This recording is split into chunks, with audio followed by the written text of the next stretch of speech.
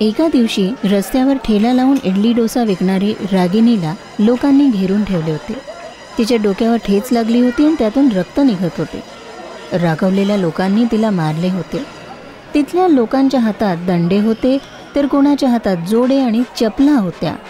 तिथे असलेले लोक या बाईला मारा असे म्हणत होते आणि त्याचबरोबर हिच्यामुळे 22 लोकांचे प्राण गेले आहेत, त्यातून 8 तर लहान मुले होती. हिला सोडणे अजिबात बरोबर नाहीये. माझा विश्वास करा लोकांनो, मी माझ्या इडलीमध्ये विष नाही मिसळले. माझे कोणी शत्रू आहे ज्यांनी मला फसवण्यासाठी असे केले आहे. मी असे कशापायी करणार. तेवढ्यात एक व्यक्ती पोलिसांना फोन करतो. थोड्या वेळातच तिथे पोलीस येते. थांबा सगळेजण, कायदा आपल्या हातात घेऊ नका. हिने जे काही केले आहे हिला शिक्षा अवश्य होणार आहे. पोलीस रागिनीला धरून ठाण्यात नेते. तिच्यावर खटला सुरू होतो आणि तिचा गुन्हा सिद्ध सुद्धा होतो. जज म्हणतात, हिच्या या चुकीमुळे इतक्या लोकांचे प्राण गेले आहेत, म्हणून हिला दंड मिळायला पाहिजे. रागिनीला आता दंड मिळणार हे बघून तिथे असलेला केशव आनंदी दिसत होता. हिने हा गुन्हा केला आहे, त्यामुळे हिला मृत्यूदंड दिले जाते. तेवढ्यात केशव आनंदाने नाचू लागतो. पण तेवढ्यात त्याची झोप उघडते आणि त्याला कळते की तो तर स्वप्न बघत होता आणि स्वप्नातच आपल्या पलंगावरून खाली पडलाय. अरे हे काय, आई आई ग, मला किती जोरात लागलंय. बाप रे, माझी कंबर गेली रे. केशवचा आवाज ऐकून त्याची बायको मीना तिथे येते. अरे हे काय, तुम्ही हे असे कसे या पलंगावरून खाली पडलात? अरे हे सगळे त्या रागिनीमुळे झाले आहे. किती छान स्वप्न बघत होतो मी की त्या रागिनीला मृत्यूदंड सुनावला जात आहे. माझे हे स्वप्न कधी पूर्ण होणार देव जाणे. काय नेहमी त्या बाईबद्दल विचार करत असता? अशाने काय होणार? काही करा तर खरी. हो, तू बरोबर म्हणतीये. केशव रागिनीच्या शेजारी राहत होता आणि तो सुद्धा रागिनीच्या इडली डोशाच्या दुकानाच्या जवळ इडली डोसाच विकत होता. पण त्याच्याकडे क्वचितच कोणी येत होतं. पण रागिनीकडे इडली डोसा खाण्यासाठी लोक रांगा लावून असायचे, कारण तिचा इडली डोसा खूपच चविष्ट असायचा. केशव मनातल्या मनातच म्हणतो, काय माहिती ही कशा प्रकारे इडली डोसा तयार करते. प्रत्येकाला हिच्याच हातचे इडली डोसे खायचे असतात. रागिनी आपले काम खूपच चोखरित्या करायची. ती खूप मेहनत करायची. काही दिवसांपूर्वीच तिचे मजूर पती एका अपघातामुळे दोन्ही हात गमावून बसले होते. झाले असे होते की ते काही मशीन सुरू करत होते. त्यावेळी मशिनीत असलेला बिघाड आणि थोडे त्यांचे दुर्लक्ष, त्यामुळे त्यांचे दोन्ही हात कापले गेले होते. त्यांच्या कुटुंबात पत्नी रागिनी, 5 वर्षाचा मुलगा आणि आई असते. आपले हात कापले गेल्यावर ते खूपच दुःखी असायचे. आता मी कसे काय आपल्या कुटुंबाचे भरण पोषण करणार? देवाने मला काय माहीत कोणत्या गुन्ह्याची शिक्षा केली आहे. यापेक्षा तर मी मेलो असतो तर बरे झाले असते. देवाने मला कशापायी जिवंत ठेवले आहे. तुम्ही असल्या अशुभ गोष्टी कशापायी करत आहात? सूर्यदेव आपल्याला मार्ग अवश्य दाखवणार. रागिनी, तू तर सूर्यदेवाची एवढी मोठी भक्त आहेस, रोज त्यांची पूजा करतेस, मग त्यांनी तुला असा दिवस का बरं दाखवलाय? देव जे काही करतात आपल्या भल्यासाठीच करतात.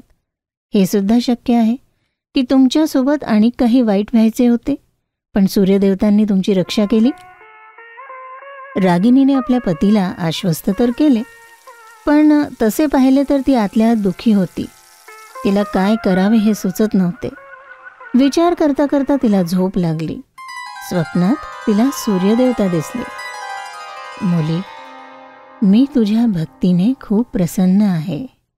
उद्या सकाळी बघशील तर तुला तुझ्या दारावर एक गाय मिळेल. त्या गायीच्या शेणाने काही कंडे तयार कर आणि आपले काही काम सुरू कर. त्याने तुला चांगले उत्पन्न मिळेल.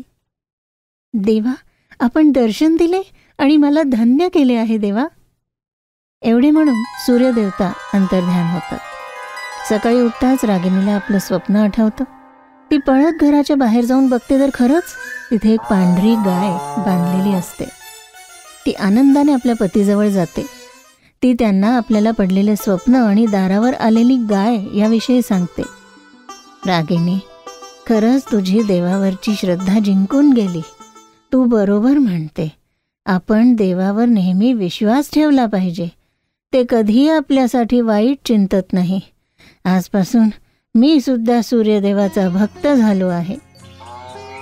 रागिनी जाऊन गाईला नमस्कार करते आणि तिला चारा खायला देते. मग ती गाईच्या शेणाने कंडे थापण्याचे काम सुरू करते. काही दिवसातच भरपूर कंडे जमा होतात.